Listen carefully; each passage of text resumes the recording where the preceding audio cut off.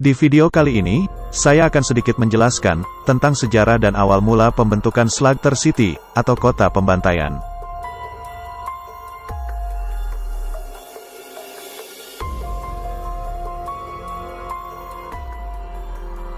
Kota pembantaian merupakan tempat di mana tidak ada hukum.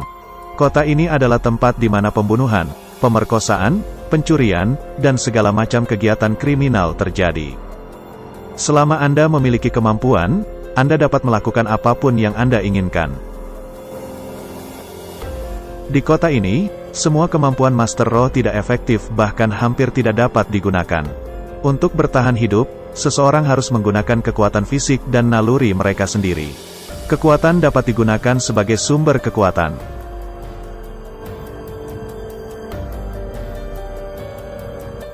Kota pembantaian adalah kota merah, dengan bulan merah yang menggantung tepat di atasnya, dengan langit yang berwarna merah darah.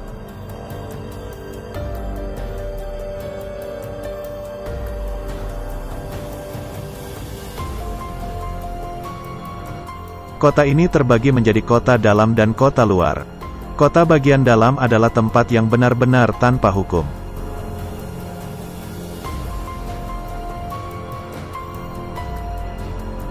Di luar kota, pembunuhan biasa tidak diperbolehkan. Hanya mereka yang selamat dari arena pertarungan neraka yang memiliki kualifikasi untuk tinggal di pusat kota. Kota pembantaian dipimpin oleh Raja Pembantaian. Ada tim penegak hukum khusus, yang terdiri dari Spirit Douluo dan dikapteni oleh Titlet Douluo. Mereka telah diberikan kemampuan untuk menggunakan kemampuan roh mereka secara bebas oleh Raja Pembantaian.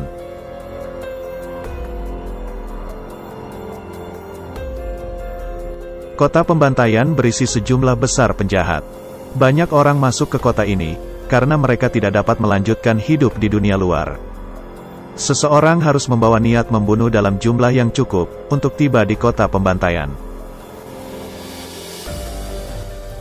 Memasuki kota ini sederhana, namun meninggalkan kota hampir tidak mungkin. Jika seseorang ingin pergi dari kota pembantaian, mereka harus menjadi juara arena pembantaian neraka, dan kemudian menantang jalan neraka. Setelah menyelesaikan jalan neraka, Anda dapat meninggalkan kota pembantaian. Siapapun yang menyelesaikan ini, akan dianugerahi gelar Dewa Kematian.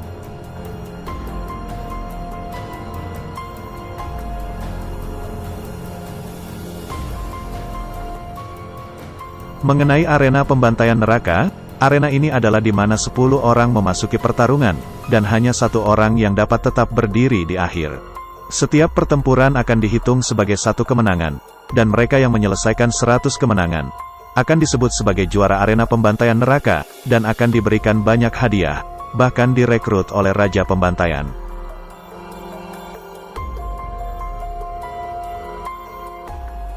Untuk menyaksikan pertandingan di arena pembantaian neraka, seseorang harus membayar biaya 1 cangkir Bloody Mary.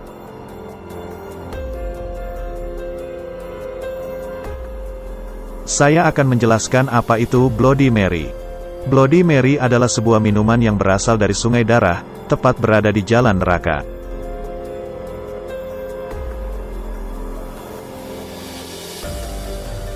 Bloody Mary merupakan minuman yang berasal dari darah manusia, di mana ketika ada terjadi pembunuhan di kota pembantaian, darah serta jiwa orang yang baru saja mati, akan dihisap secara otomatis ke dalam jalan neraka, dan akan dijadikan persembahan untuk Raja Kelelawar, serta darah mereka akan dijadikan minuman Bloody Mary untuk para penghuni kota pembantaian. Mereka diwajibkan untuk meminum 2 gelas Bloody Mary dalam 1 bulan, agar mereka tetap bisa bertahan hidup di kota pembantaian.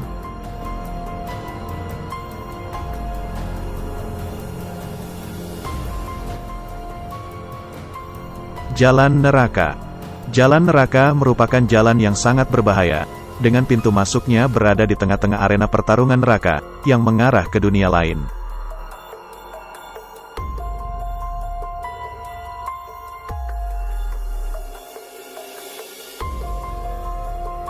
Setiap orang bertarung di arena pertarungan neraka, dengan setiap orang yang mati di sana, darah dan jiwa mereka akan diserap oleh jalan neraka. Seseorang tidak dapat memasuki jalan neraka, tanpa perlindungan dari niat membunuh yang hebat.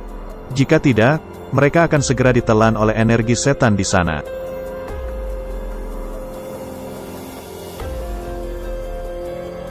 Nyawa penonton digunakan sebagai persembahan untuk pembukaan jalan neraka. Hanya Raja Pembantaian dan Dewa Kematian yang bisa melihat dan membuka jalan neraka tersebut.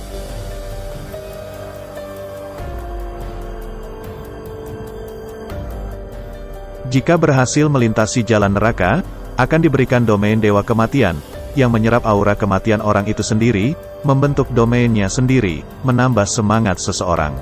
Itu juga disebut sebagai domain bawaan roh.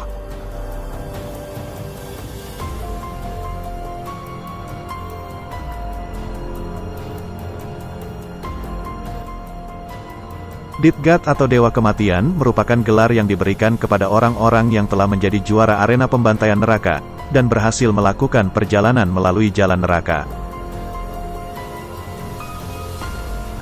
Hanya 8 orang dalam sejarah 1000 tahun telah membuat pencapaian ini. Sampai Tang San dan Hu Lina datang.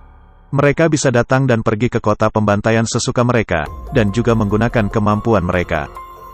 Dewa Kematian yang dikenal oleh kita antara lain, Tang Hao, Bibi Dong, Tang San, dan Hu Lina.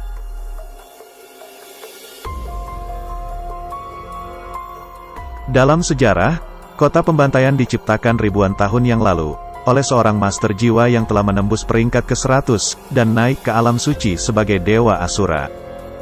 Dia menciptakan kota pembantaian, untuk memberikan kesempatan kepada para master jiwa untuk mendapatkan kemampuan domain bawaan, yang disebut, domain Dewa Kematian, yang merupakan langkah pertama untuk mewarisi kursi dewanya di alam dewa.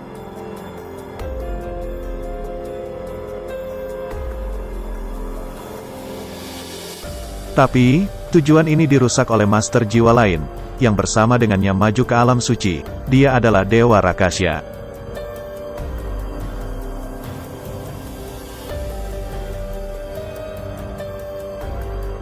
Hal ini diungkapkan oleh Tang Chen, penerus pertama Dewa Asura, tetapi jiwanya diserbu oleh jiwa Raja Kelelawar, setelah Tang Chen membunuhnya saat melakukan uji coba warisan ke-8, menguasai pedang iblis Asura dan alat ultra ilahi.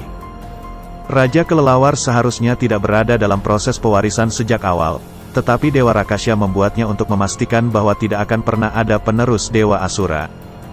Kebencian ini disebabkan oleh kedudukan Dewa Asura sebagai penegak hukum dewa di alam dewa.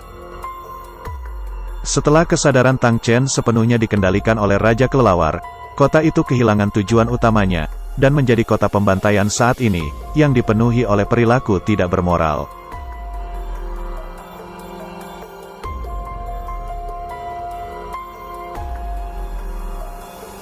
Tapi, setelah Tang San meracuni sungai darah di kota pembantaian menggunakan tanaman tersebut, Tang Chen pergi mencari Tang San. Di jalan, dia bertemu dengan Hu Lina, dan kemudian bertemu dengan Tang San. Setelah Tang San berhasil melewati uji coba ke-8 warisan Dewa Laut, meraih Trident Dewa Laut, dan alat Ultra Divine lainnya. Ia memiliki kemampuan untuk memurnikan roh jahat, seperti Raja Kelelawar yang merusak kesadaran Tang Chen. Setelah sadar, Tang Chen tidak dapat melanjutkan uji coba terakhir dari warisan Dewa Asura, karena kekuatan hidupnya melemah, yang terus-menerus dihisap oleh Raja Kelelawar untuk melemahkan perlawanannya. Tapi, dia berterima kasih kepada Tang San, karena telah membebaskannya. Pada akhirnya, Tang Chen melakukan perjalanan ke Pulau Dewa Laut, untuk bertemu Bosaiki terakhir kalinya.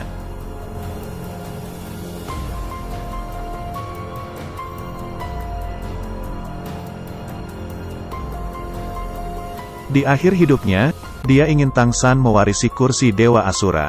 Jadi dia menempatkan pedang iblis Asura di pulau itu.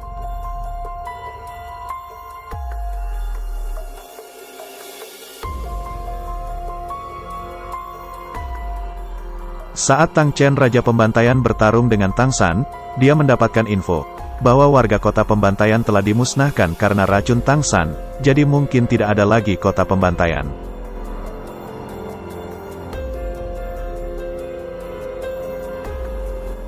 Dan setelah mewarisi Dewa Asura, Tang San tidak pernah membangun kembali kota itu lagi, tetapi dia membangun Danau Dewa Laut dan Paviliun Dewa Laut di wilayah Akademi Shrek.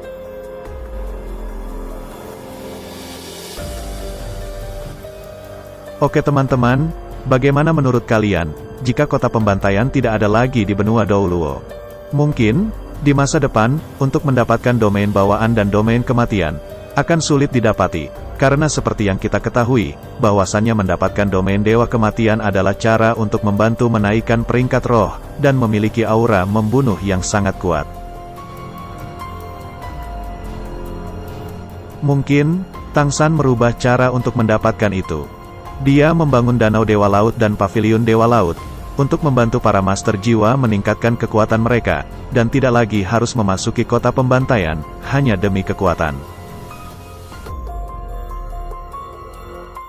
Kalau kalian punya pendapat atau saran, kalian tuliskan di kolom komentar, dan bagi teman-teman yang suka pada video ini, ada baiknya kalian untuk menekan tombol subscribe dan like, agar Mimin makin semangat membuat video untuk kalian.